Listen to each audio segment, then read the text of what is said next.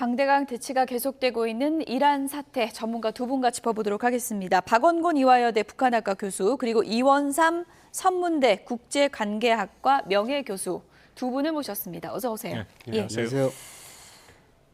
네, 뜻대로 잘 안 풀리는 걸까요? 트럼프 미국 대통령의 청구서가 나왔습니다. 영상부터 보시죠.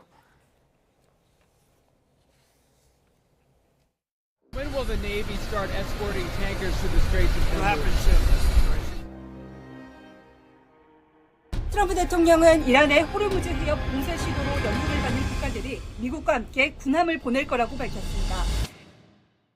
이어 한국과 일본, 영국, 프랑스를 콕 집어 이란이 더 이상 해협을 위협하지 못하게 하기를 바란다고 요구했습니다. China top on that.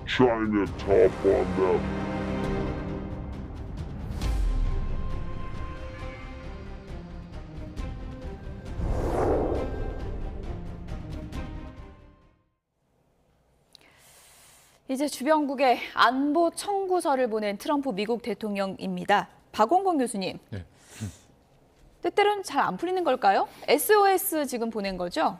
일정 수준 예상했던 거라고 예. 판단이 됩니다. 당연히 뜻대로 잘 안 풀려서 그렇기도 하지만 트럼프 대통령이 기본적으로 갖고 있는 인식을 보면 예. 늘 동맹국의 그 동맹 관계를 거래 비용적으로 보고 있지 않습니까? 그 동맹국이 미국을 어떻게 보면 착취한다라는 얘기하면서 책임과 비용을 지금보다 훨씬 더 많이 내야 된다라고 얘기를 하고 있었죠. 그것은 트럼프가 1기에 이어서 특히 2기에 들어서 굉장히 강력하게 주장하는 그런 그 자신의 이런 얘기들인데 이번에도 한번 트럼프가 생각을 해보니까 호르무즈 해협을 통과해서 원유를 수입하는 국가 중에 사실 미국은 비중이 굉장히 작습니다. 예. 미국은 세계 최대 원유 수출국이죠.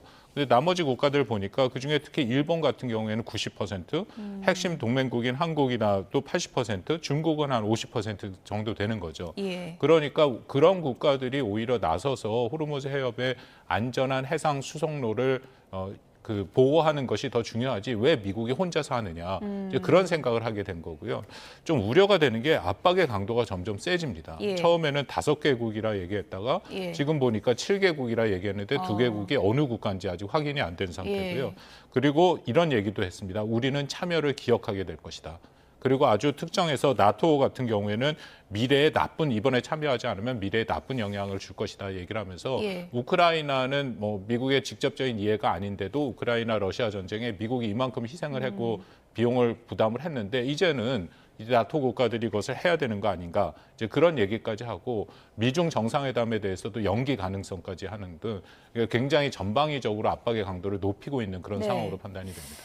군함을 보내라. 참여해야 된다라면서 누가 참여했는지는 내가 기억을 하겠다. 그러니까 이게 명세서 들고 지금 OX 하겠다는 거 아닙니까? 네, 어떻게 봐야 됩니까? 지금 예. 아주 강한 압박을 주고 있는 거죠. 그래서 예. 미 에너지 장관은 한국이나 일본 같은 나라들이 참여하는 것이 논리적이다라고 이제 얘기를 하고 있는데 사실 이거 논리적이지 않습니다. 왜냐하면 전쟁을 일으킨 것은 미국과 이스라엘이 아무하고도 상의 안 하고 자기들이 했거든요. 그래놓고서 지금 전세가 이렇게 되니까 이제 수습은 니네들이 해라라고 예. 하는 건데 즉 이 석유를 담보로 해서 안보를 유료화하겠다는 겁니다. 그런데 이제 이런 것이 지금 그 요청을 받은 나라들은 뭐 신중한 모드지만 강하게 반발하는 것이 그 지금 피해를 보고 있는 중동 산유 국가들이에요. 중동 산유 국가들은 이런 그 지금 뉴스가 나오자마자 지금 우리가 피해를 보고 있는 것은 우리가 지금 1차적으로 하고 있는데 우리 방공은 지금 신경을 안 쓰고 예. 다른 나라들한테 지금 구축함을 보내라고 하는 거냐. 구축함을 여기서 보내게 되면 여기가 보나마나 그 이제 구축함들의 전 시작이 되게 되면 이란이 강하게 반발을 할 것이고 그러면 여기가 이제 완전히 싸움의 구렁텅이가 될 것인데 예. 근데 이제 이런 공격들을 지금 트럼프 대통령은 재미삼아 한두 번 더 할 수 있다고 했거든요. 그러니까 이런 가벼운 언행을 하다 보니까 예. 그게 더 지금 불안을 키우고 있다 하면서 강하게 반발하고 있습니다. 어쨌든 청구서는 받았고 논리적이진 않지만 그래도 그 청구서를 받아든 국가는 쉽사리 노 이러기도 쉽지가 않은 그런 상황인데 청구서를 받아든 국가들의 입장은 어떤지 저희가 좀 정리를 해봤습니다. 먼저 우리나라는 신중하게 검토해서 판단하겠다. 뭐 지금 상황에서는 모범 답안일 수밖에 없는데요. 일본은 독자적인 판단이 기본 원칙이다라고 했고요. 영국은 다양한 선택지를 논의하겠다. 프랑스, 비유럽과 함께 준비하겠다. 중국은 이렇게 답했습니다. 상호 적대 행위 중단부터 하라.